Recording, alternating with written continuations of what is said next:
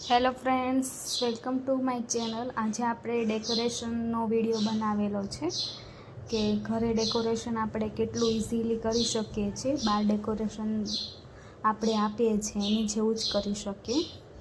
તો રાંદલમાંનું ડેકોરેશન છે, તો આપ જોઈ શકો છો કે કેવી રીતના ઇઝીલી છે, આપણા બજેટ પ્રમાણે છે ડેકોરેશન આપણે કરી શકીએ છીએ।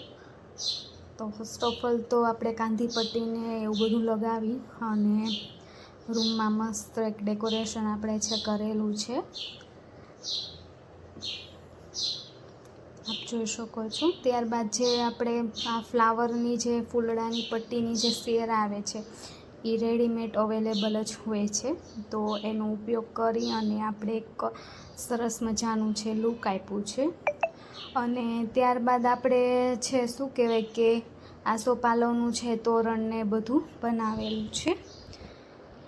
અને ત્યારબાદ આ રેડીમેડ આપણે જે કાંધી પટ્ટી લીધી છે ત્યાં ચાકડા છે એ હેન્ડવર્ક કહી શકાય કે મશીનનું ભરત કહી શકાય, એવા આપણે જેવી ડિઝાઇનમાં જોતા હોય રાઉન્ડમાં રેક્ટેંગલ આકારમાં એવા મળી રહે છે।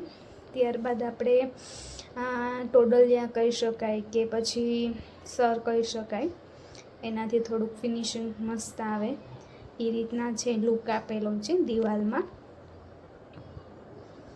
ત્યારબાદ આપણે જે બારસાગ ઉપર જે પટ્ટીમાં આપણે લગાવીએ છીએ એ લગાવેલા છે, તોરણ કહી શકાય એ રીતનું, અને બ્યુટીફુલ મસ્ત છે એ ચાકડાનું ડેકોરેશન વચમાં કરેલું છે। તો આવી રીતના આપણે છે ડેકોરેશન કરી શકીએ છીએ ઘરનું, તો આપ વિડીયોમાં જોઈ શકો છો। ઓલમોસ્ટ બધું ઘરે જ ડેકોરેશન કરેલું છે। આ છે આપણું તોરણ, જે મેઇન તોરણ લગાવેલું છે, અને આ રાંદલમાંનું જે આપણે માંડવી કહેવાય ડેકોરેશન કરેલી છે, તો આપ જોઈ શકો છો અને દર્શન પણ કરી શકો છો।